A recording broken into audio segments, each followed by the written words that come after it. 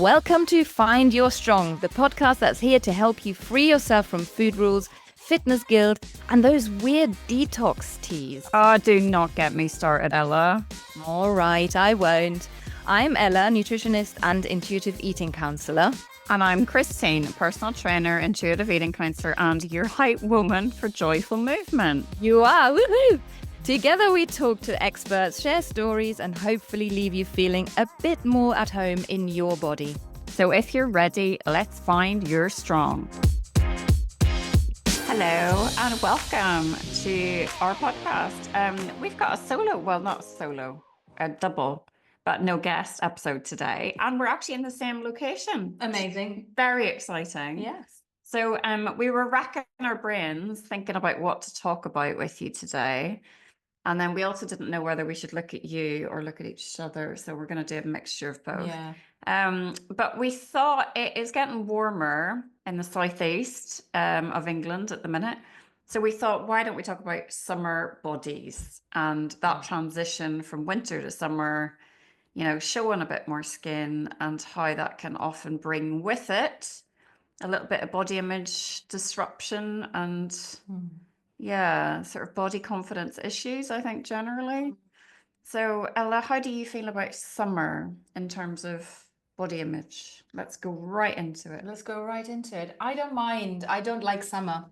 You don't like I summer? don't like summer. Okay. No, people are probably throwing eggs at their screens right now. But yeah, I'm not a massive fan of summer. I don't like the heat. But in terms of, yeah, I suppose in terms of clothes and what to wear, I'm better now than I was. I think when I was younger, I felt a lot more self-conscious about my body. I wouldn't wear short shorts ever. It was always sort of up to the knee, probably because of, you know, I don't know, I just didn't like my thighs. So Yeah. I didn't show them off. The one thing that I struggle with is wearing a bikini. Okay. I am not a fan of the bikini, and I haven't quite worked out why exactly that is. And I wonder whether I need to sort of challenge myself. Should we break that down a little bit? So why? Is it the midriff? Is it this? So I bet the belly can be a really tricky, sensitive area of the body, can't it? For so many of us. If you've had children, if you've been teased about it, and also, yeah, and you might feel if you've got things like IBS, you might get bloated, so you're a bit more self-conscious. What is it specifically about bikini, Ella? I don't know. I think it is for belly, it's definitely belly based, but yeah, I don't know. I just don't. I think even with like a really skimpy swimsuit, I would feel a little bit too bare. Maybe that's a sort of prudishness. German prudishness. No, but Germans Oh no, they love bear it it all. Yeah. That's true. They do like hanging out, letting everything hang out. Yeah, I don't know. I haven't worn a bikini for years and years and years. Just feel more comfortable in a swimsuit. I mean, one thing that I have to say is I find bikinis very impractical. Because if you jump in the water and everything's flopping out, whereas with a swimsuit, it's a little bit more that's in there. See what I mean? Yeah, get a spank. Yeah. Also, I really don't like those thongy bikini bottoms, and a lot of the really cute bikinis have that, and then your ass is hanging out, which I don't like. See, my impression of Germans, given that I lived with some Germans for a year or two, was that they were always going to the sauna. They were always naked in the sauna. Yeah, you must not wear a swimsuit in the sauna. It's not allowed. And you know, they were just very comfortable with. I didn't grow up in a family like that though. It was a little bit less. Yeah, no, yeah, I'm the same. So we're a very British Presbyterian family. So I don't think I've ever seen. I saw my mum in a swimsuit when we used to go to the swimming pool every Saturday night, but that was kind of it. That was it. Yeah. On holiday, we never went anywhere hot. Went to frigging Scotland, so yeah, well, it was never warm. It's more have your sweater ready. Exactly. It was kind of like umbrella and sweater. Yeah. But I do have to say that I do find it tricky, the transition of seasons. Yes. I love my opaque black tights. I feel very comfortable in them. that they're like leggings, but they're tight, so I can Mm. wear boots with them or trainers and like little dresses with shorts and pockets, Mhm. and I feel good like that. And summer comes, I'm like, I'm not ready to wear short shorts, so I kind of tend to wear little shorts underneath. Do you know what I mean? Like snag shorts Yeah. underneath. So I'm like you. I think I need to challenge myself a little bit. Do you wear tights in the summer then? So I'll wear like footless tights, like you know Okay. the snag ones, like the chub rub and Yeah, things yeah, like yeah. that, which are brilliant. Yeah. Just because I feel a bit more supported, Hmm. you know. Yeah. It's a I funny don't. one, isn't it? With I don't know, just bearing too much and things being seen. I don't know. I don't know whether that's something to do with it. So it could be a mixture of your upbringing. It could be a mixture of a lot of things and not just body image stuff. Then is that what you're saying? Yeah, I would say for me it's probably less to do with body image because I don't really, well, most of the time I don't really care. I just wear stuff. It probably has something. It's probably I probably need some therapy on this, but Yeah, maybe I think yeah. it's probably something to do with bearing a lot more than I feel comfortable with. Okay. So, and the question stands then, you know, there's a lot of amazing influencers on social media who get everything out Yeah. because they want to normalize different types of bodies. And I really love that. I love the fact that representation really matters. But I don't want to do that on my page because I don't want to make it about my body in any way. Yeah. I want to detract from that. Definitely, don't get me wrong, mind, body stuff, tuning into the body, all of that. But I don't feel that people need to have a look to see what my body, and you know, because people will judge either positively, negatively, and between. Don't really want that to be a part of what I'm trying to get across. Yeah, that's not what you are about. Yes. Right. Yeah, no, I get that. It's a similar kind of thing in terms of nutrition. Mm. I don't show people what I eat In a day, yeah. in a day. I mean, I might make a funny video about, you know, what do I eat in a day? Yeah. Open the fridge and then doing that because, you know, it's none of your business what I eat in a day, and it really doesn't matter. Because as soon as you show yourself your body, you are offering it up for comparison. Yeah, and the battleground is always the female body, isn't This is it, exactly. And whilst I completely think, you know, yes, we need to see all bodies, all shapes and sizes, everything, and it should be just normal that all bodies are out there. I also see the predicament where you feel like this is not about my body, and I don't need to offer my body for you to compare yourself to. Because very often people do that, and then they compare, they see something, they compare, whichever way that goes, that comparison, but it can be quite a challenging thing for people. And we, you know, we are both in a straight sized body, and a lot of people are not, and therefore that comparison is probably even more challenging, I would say. And I don't ever want people to work with me because they think, oh, I want to be like her. Well, if I'm non-diet and I can still have a straight sized body and not, I don't want that to be part of it. It's to do with, do you like the style of teaching? Do you like kind of, so that it's, and I don't mind showing videos of me moving because that's just organic me. I'm moving in my body, which is really, but I don't really want to show posed bikini photos. Do you wear bikinis? No, no. And again, maybe we both need a bit of therapy. Yeah. But it's, I mean, I don't, so first of all, if I'm going to the beach with my kids, don't think they would be my two teenage girls. I don't think they want to see me in a bikini. Now that is me not modeling, isn't it? Because I should just, but I always make sure when they're there that I get in a swimsuit and I get in the sea. Yeah. So I'm not sitting there covered up. Covered up, yeah. Yeah. So they definitely see me getting in the sea and swimming and all of that kind of stuff. Yeah, so that's an interesting thing that I just said there. Because I'm wondering, is that a good thing or a bad thing? That I don't know. I mean, with everything, it's a case of, do you actually like the idea of being in a bikini, but something's stopping you from wearing it? or do you have a sort of a neutral attitude to them, or do you feel like actually I don't like them very much? So my issue lies from my IBS. And it's something I've been doing a lot of work around IBS because I'm pretty sure we're talking about somatic stuff and mind-body approach to things. I've started reading a book called The Mind-Body Approach by Nicole Sachs. And she works very closely with John Sarno's theory, which was all about journaling, getting all of your, not repressing emotions, getting everything out there. And that generally chronic conditions such as IBS are to do with repressed emotion and trauma. And interestingly, there was a guy that wrote a book who lived a street away from me, and I went to the Q&A, and he said that people from his area in Belfast often had really dodgy tummies because of that hypervigilance, constantly hanging on. What's going to happen? Something's wrong. So it's something that I'm doing a bit of work around, but I get bloated very easily. So if I eat lunch, breakfast is fine. If I eat lunch, I feel bloated. And then I don't want to be in a bikini. No. Because I feel self-conscious. So I prefer a swimsuit. Is that weird? It's not weird. I would say that's probably, let's normalize that, because the self-consciousness about a bigger tummy is real, isn't it? Because we're being told, oh, it needs to be flat.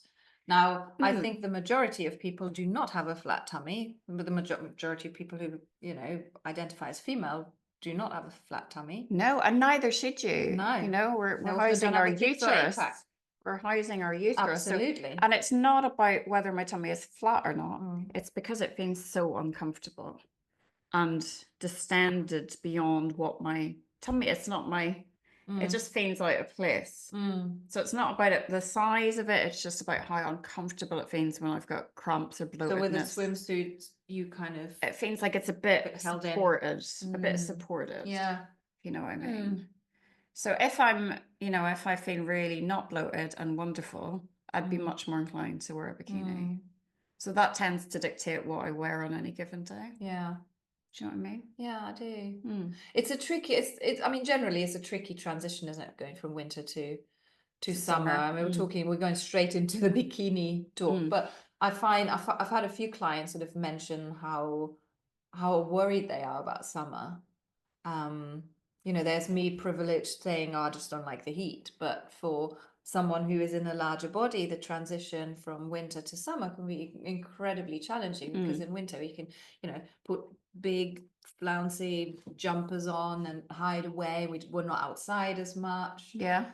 We're not presenting ourselves to the world as much. In the summer, it's a lot harder because everyone wants to meet outside. I mean, we were talking before we came on about, here in Brighton, everyone is outside. Everyone wants to meet at the beach. Yeah. And you don't want to sit there with your hoodie and thick clothes when it's 30 degrees. You deserve to have the sun on your skin. Absolutely. We should have the sun on your skin. Yeah. It's very good. But I used to love, in summer, I love a rainy day where I can just have an excuse to sit inside. Yeah, how sad is that? I love the summer, but I guess Northern Ireland, you want to feel a bit home. Well, it's more that it's relentless. So if we have lots of hot weeks, we're at the beach all the time, which just sounds like such first world problems. It's not good. But it's more my social battery runs low. We were talking about this, and I just needed to hide away a little bit and just relax. Yeah, I live indoors in the summer when I'm at home. I don't go in the garden. I don't spend time outside. It's too hot. I don't like it. I get angry. I get very angry. I get angry when I'm hot. I don't like it. If I'm on holiday and there's a pool or the sea, I can kind of deal with it. Yeah. At home, when I have stuff to do, I literally, windows are all closed. I'm indoors. I walk the dog in the morning really early and maybe later on in the evening. But you do not find me sunbathing, sitting in the garden, doing my work outside. But do you know what else, in terms of heat and change of seasons and stuff like that, you get a lot of fitness influencers who are saying, just because it's 40 degrees, there's no excuse not to get your workout in.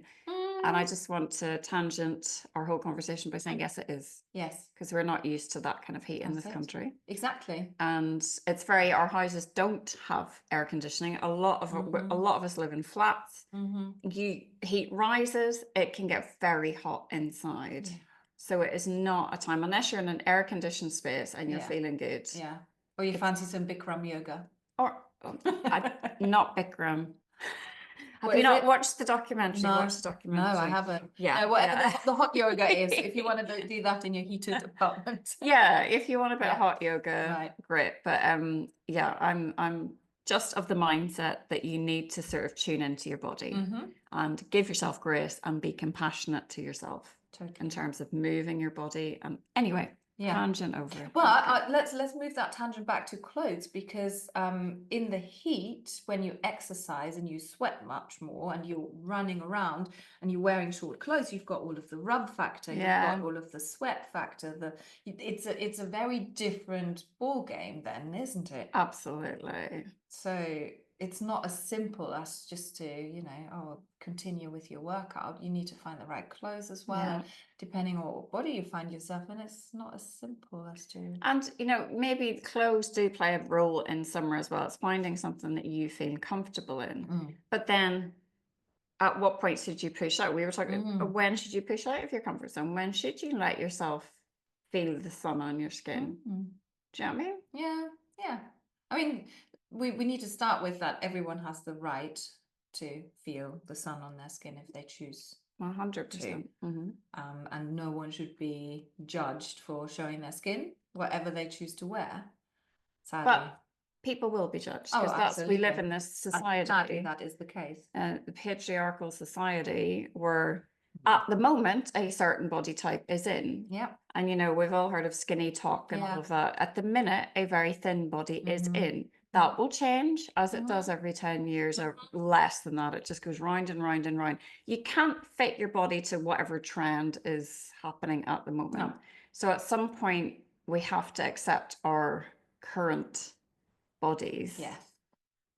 Because otherwise your life is just not fun. Exactly. It's not fun. Exactly. And you can't enjoy food and you can't just enjoy life. So and it stops you from doing stuff. And but there is a judgment, and we can't say there isn't.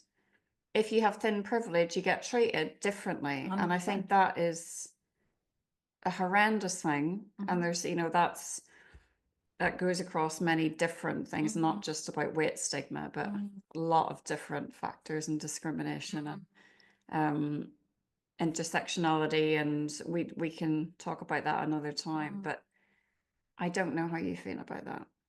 So what if somebody, so we're sitting here talking from we have straight size bodies and we're talking about how self-conscious we might feel, but we will not be judged in the same way. No, absolutely not. So what advice could we give to somebody else? Do you know what I mean? Yeah, I know what you mean. I don't have a straightforward answer to that, because it's very easy for us to say stuff when we don't have the lived experience. Exactly. I mean, I think it's a lot of it has to do with flexing that self-compassion muscle and understanding that, yes, it feels really hard to brave it and not ignore, but to do it anyway. Do you see what I mean? To do it anyway, To do it anyway. I think it's a case of really thinking about what do you want the bastards to win? And they win if you stay at home. Yeah. Or you don't do the thing. Or if you say, oh, I'll do it when I've lost weight. And it always comes back to thinking of who's going to profit off this negative thought that I'm having about my body. Exactly. It's probably, we had the chat with Damali Fraser and she was like, capitalism sucks. And it is true. Somebody's trying to make money off the fact that you feel not quite enough in the body that you're in. Yeah. And they project this unattainable body that actually nobody, or maybe 0.01% of the population naturally are in, that we're supposed to aspire towards, which is a very white patriarchal version of what bodies should be. And where there's an array of bodies, and body diversity is what Yeah. makes up the world, what makes it interesting, what, we're Yeah. not the same. No. We're all entirely different. Yeah. And I just think it's quite sad. I don't know. Oh yeah. Yeah. It really is. I mean, the thing is, if you put yourself into somebody else's shoes and you wanted to, or you think about a friend, just think about a friend rather than yourself. When you spend time with them, do you want them to be present, be there with you, have fun? Do you want them to enjoy themselves? Or do you want them to make excuses for not coming out? Do you want them to make excuses for not going in the water? Do you want them to make excuses for not coming to the party, whatever it is? Or do you want them there, present, having fun because they're your friend? And you can flip that over to you and say, your friends are really not that bothered about But they're not. what I mean, you look like in a swimsuit. I think they just want you there. They just want to spend time with you. I think that's such a good point. And I remember a friend once said to me, she was like, I'm not going to sit and go, yeah, I like Christine, but if she just lose those 5 pounds, exactly that. I just like, I'd like her no better. It's not, is nobody it? cares. Nobody cares. No. And it is, we care. Yeah. And I think people who will make comments, they care. So if you are commenting on somebody else's body, it's generally a reflection of your own insecurities, isn't it? Yeah. Do you know what I mean? 100%, And that says more about the person commenting on your body than it does about your body. That's There's right. nothing wrong That's with right. your body. Yeah. Doesn't mean it's not hard to hear those comments. It's still, it knocks you. And it's really tough. But I always sort of think about that, flexing that muscle of resilience. Yeah. And saying, well, do you want that attitude to win? Do you want that to stop you from living your life and enjoying yourself? And it's, I've had comments, I think we've all had comments that have, whether you've had eating disorders, disordered eating, whether you've ever been on a diet, that have triggered that behavior.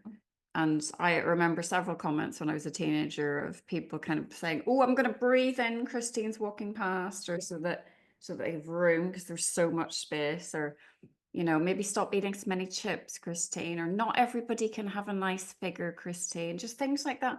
And I wrote such little tiny comments, but at that age, when you're insecure anyway, you're in teenage years, that did spiral me. It's a simple comment like that. I'm not saying that caused an eating disorder, because obviously there's so many different factors and contributing factors, but it's certainly stuck in my head. Yeah. And that is direct comments. Oh yeah. Even the indirect comments can really trigger something. If you hear somebody talk about somebody else's body and you feel like, oh, well, I'm bigger than that, or I look the same, and you internalize that, you take that on for yourself, even if the person doesn't say it directly to you as well. But so the only thing we can say is do not comment on people's bodies, end of. Full stop. Like in literally. No way, shape, or form. But people do. Yeah, they do. So what do we do in a conversation where you're sitting in a group of people and this is, I try and shut it down. Yeah. How do you shut it down then? What do you say? Well, I have kind of spoken to all of my friends that I would see regularly and said, do not comment on my children's bodies. Yeah. And that is something I feel incredibly passionate about. Yeah.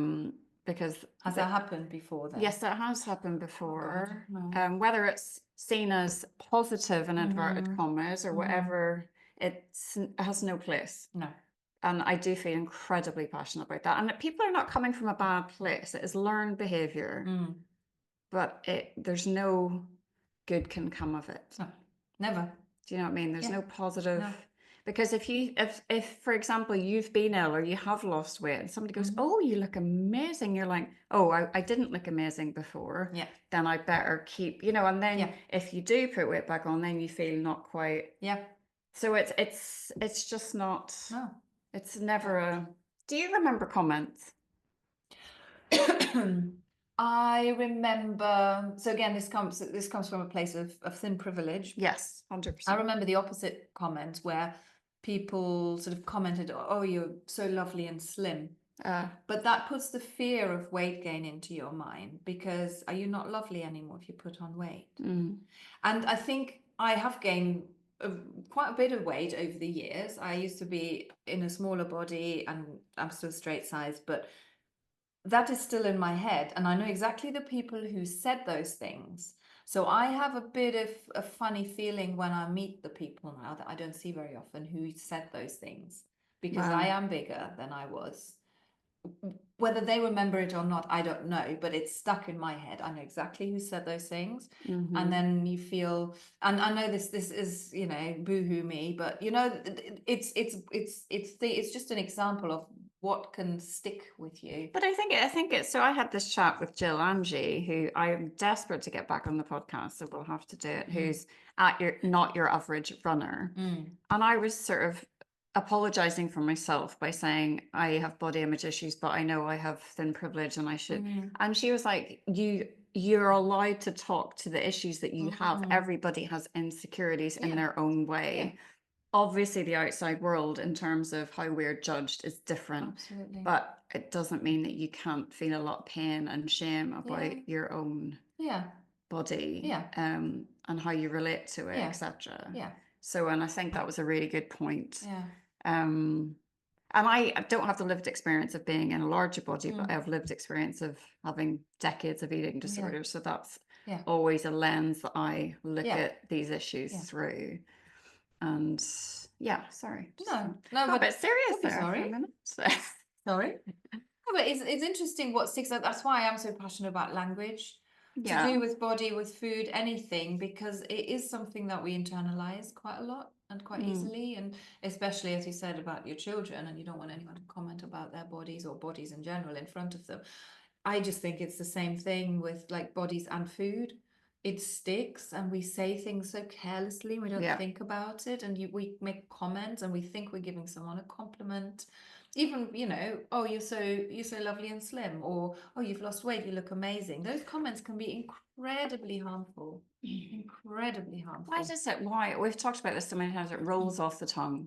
Oh my goodness, you look so good. Have you lost weight? What? Just what? Yeah. Why? Why is that even a thing? When did it become a thing to comment on You can. people's I mean, I bodies? don't. Do you think? I think it's okay to say to somebody, "Oh, you look amazing." Yeah, but it doesn't have to do with weight.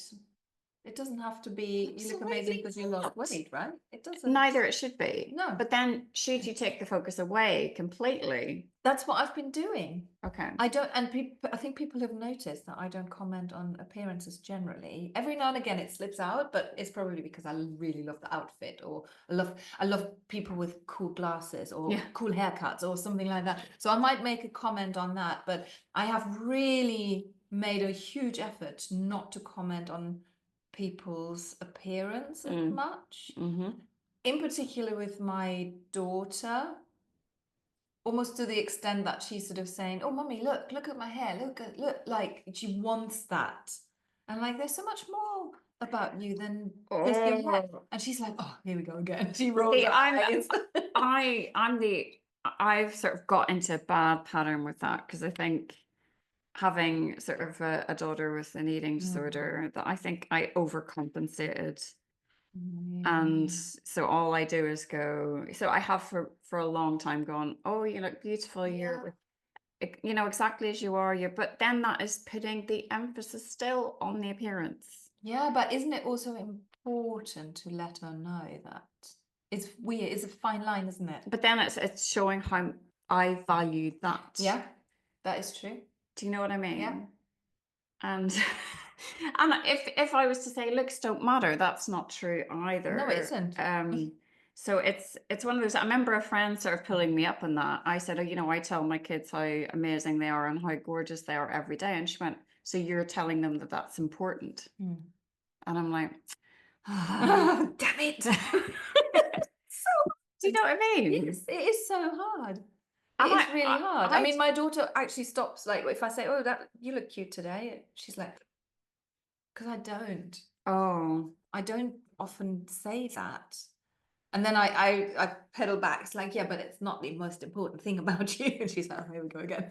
But it's not. No, it isn't. Absolutely not. But I think at their age, very often they define themselves by the way they look, and that's the really important thing. And with social media and selfies and all of these photo apps that you use, I think it becomes a bit of a thing that takes over very easily. So I don't know what's right or wrong, and I think all of us are just trying to do the best. Absolutely. In terms of, you know, raising our kids to not have to fit into a certain body and to be themselves and to take up space. But so this whole episode has been a difficult one.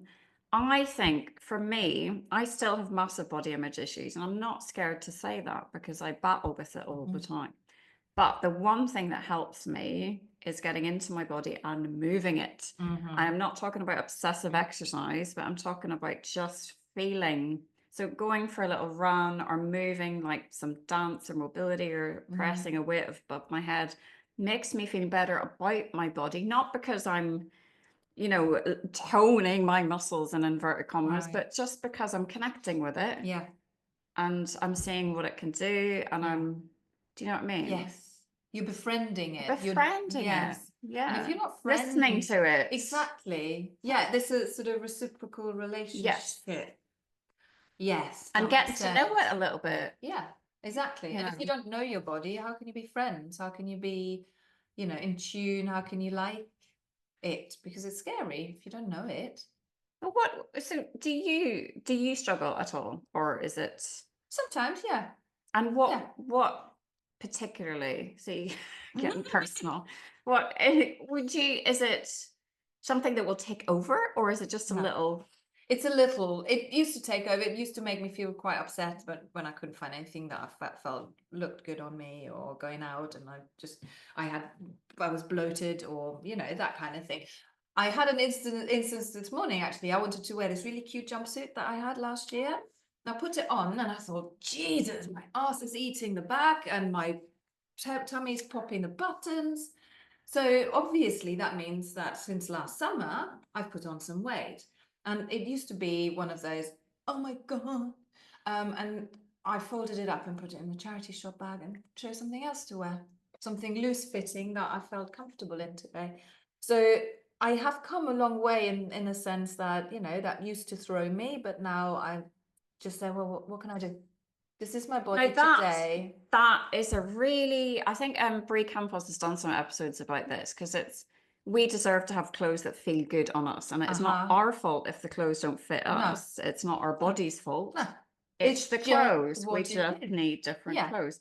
But it is a disrupting moment. It can be for many people. Yeah. If you And need I think to we know. need to acknowledge that it's Yeah. a disruptor. And we need to acknowledge that sometimes recovering from that, depending on our bandwidth, where we are, maybe in our cycle, whatever, that can be a real, like, oh shit moment. Yes, it can. And it can spiral. You can Absolutely. spiral. 100%. And then you can start thinking, oh, maybe I'll just restrict, maybe I'll start cutting down. Yeah. And it is sitting with that Yes. and going, there's nothing wrong with my body. Yeah. You know, bodies change, which Yeah. they do. And I deserve to have clothes that feel comfortable right now, not in 6 months or last year or anything like that. And it's hard. Oh God, it's hard. really hard. Absolutely. And it doesn't just happen overnight. But I think this is the thing. I keep saying flexing your muscle, but this is what you're training. And when I do body image work with clients, I say, this is not, you're not going to overnight love your body, but can I invite you to maybe accept it for today and look after it in whatever way serves you on that day, by wearing looser clothes, by doing something, by being in your body. I love what you said about connecting with your body by. Can I let my cat out? You can come and join us. For those watching on YouTube, so I'm going to put her outside. She is so adorable. But yeah, what you said about connecting with your body, I think that is a massive part of the puzzle of body image work, is to be in your body, because then you are accepting it as the vessel that you live in, the thing that gets you from A to B, the thing that makes you lift stuff, hug people, all these things. And I find getting to know your body in terms of, when I always ask clients, so if you move your shoulders, notice which shoulder feels tighter, which one feels, getting to know different muscles, different joints. That's to me all part of getting to know your body. Yeah. And how does that feel compared to this? Do you feel safe in this movement? How's this? It's just taking that time. And, you know, what about the chair that you're sitting in? Is it comfortable? Or could you move a little bit? Could you make it more comfortable? Could you get a cushion? Could you making things, get to know what your body needs, what it likes, what it really helps, doesn't it? It does.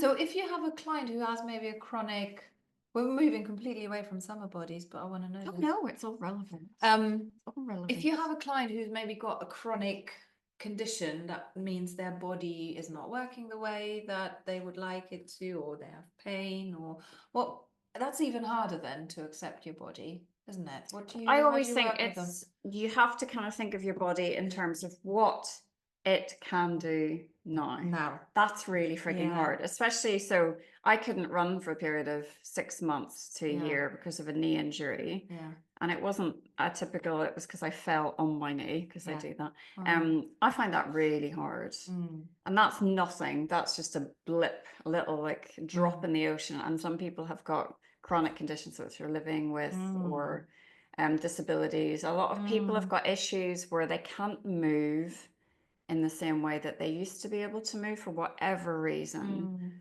And that's a real difficult one. Yeah. And it's, but it's trying to, again, not look back to, oh, I used to be able to do this. It's like, what can I do now that feels good? Yeah. So focusing on the moment, what can I But do it's, right so now? maybe, so I've got a number of clients who used to run, and maybe they've had knee replacements and they have been advised not to run anymore. They don't feel safe running or comfortable running. And it's looking back, kind of thinking, okay, what did you enjoy about running? What did you love about it? Was it the camaraderie? Was it the social aspect? Was it the endorphins? Was it getting your heart rate up? Was it, what was it specifically about running? Was it that space, that time on your own, getting outside? You know, trying to work out what was the sensation, or what are you missing most about it? And how can we recreate that? Currently where you are at this point, because there is an access point for everybody. Certainly for strength training, there's an access point for everybody. So would you agree? Yeah, I would. It's interesting because my head went to parallels, slight tangent, but almost parallel in terms of, I have a lot of people who say, I can really I've no issues with food when I go on holiday. I'm fine. I eat what I want. I eat when I want. Feel very intuitive about it. And I always ask, well, what's different when you're on holiday? And then we look at how can we recreate a little bit of that in your day-to-day life. Nice. Because there is something when you're on holiday, when you relax, you don't have all of the shit going on at home, you don't have to work, you're not stressed. So that's often what comes out. Well, I wasn't stressed. Unless you go on holiday with little kids, and that's oh not, my God, that's not fun. that's not fun. Don't Just stay at home, save your money. It's not worth it. Get someone to look after them and go on holiday. But yeah, and very often that's what comes out. It's the stress level, and I'm like, okay, well, how can we de-stress in your day-to-day life to recreate a little bit of that? And that's often quite okay. So it's a similar kind of idea, isn't it? Where what did you love about running? Even you can't run, what can we recreate that gives you a little bit of that? Maybe not exactly that. But do you find a lot of clients tend to like eat whatever they want and then come back feeling, oh, I need to restrict now because I've eaten too much There is cheese that. There is that. But I've also had quite a few people who say, oh, on holiday, I don't really worry. I go out. Don't think about it as much. I don't think about it. I wear my swimsuit. Yeah, because there's nobody you know there. There we go. You don't care. There you go. You don't care as much. But also, I wonder now, this is thinking aloud, you don't care as much, because maybe you don't necessarily know all of the people, or you're with people that you know very well and you don't really mind what they know that they love you. But also, I wonder whether our bodies are the scapegoat for whatever else is going on. Oh, you nail on the head. Do you know when you're at home and you have a stressful life, work, whatever, you're going to blame your body much more easily than when Because you don't have it's- that stressor. It's almost like a comfortable thing to think about. It's uncomfortable, but it's safe in the fact that you know this feeling. Yes. So you know this feeling of Yeah. like, oh, my thighs are too big, or Yeah. I look old, or Yeah. that's knocking yourself down. That's just something that you've gone to Yeah. for decades, and Yeah. it's a natural. It's almost like a little protective Absolutely. mechanism, which is not healthy and isn't serving us. But it No. almost feels easier than dealing with. This is exactly it. Yeah. It's easier to deal with the body that you can blame your body for everything. Yeah. It's easier than actually dealing with, oh, I need to change jobs. I need to leave my partner. Yeah. I find it really hard to be a parent. Yeah. Whatever it is. Admitting to that is just, let's not go there. Let's just blame our body for our unhappiness for a bit. And and I had a similar thing with grief, because it quickly jumped from thinking about losing my mum to, oh, what's wrong with me, or what do I need to do more of, or what eye cream do I need, or what, and it wasn't about that. And I love those moments where I go, it's not about this, it's not about the body, it's about what else is going on that I can't face. And I think when you just step back and you see that, I think it can be a game changer, can't it? Yeah. What else is going on? What else is going on? That's the one to ask yourselves. What else is going on? What else is going on? So I think that's a perfect point to end on. I think it's And absolutely. I'm just going to check how long we've been chatting for. Quite a long time. You're welcome. Yeah. So I don't know if we came to any conclusion apart from the fact that be kind to yourself, maybe. Yeah. And Don't miss out on things. Flex that muscle of resilience against body image comments, concerns, worries. And be kind to yourself and be compassionate with yourself and get to know your body. That's it. So just see, just tune in even a tiny bit, a couple of minutes a day, just kind of asking your body what it needs or how it would be more comfortable. Or I think that could make quite a difference. I love that. And notice what else is going on. I think become aware that become aware when you use your body as an excuse, and think about what else is going on there, really, what's underneath it. Oh, you're a wise woman. And you. Yeah. So thank you for joining us this week. It's really nice to hang out. It was really nice. Yeah. It's really, we should do a little selfie. We will do. But thank you for joining us, and we will be here next week with, I don't know what's going to happen here. We're going to surprise you. So have a lovely sunny week wherever you are in the world.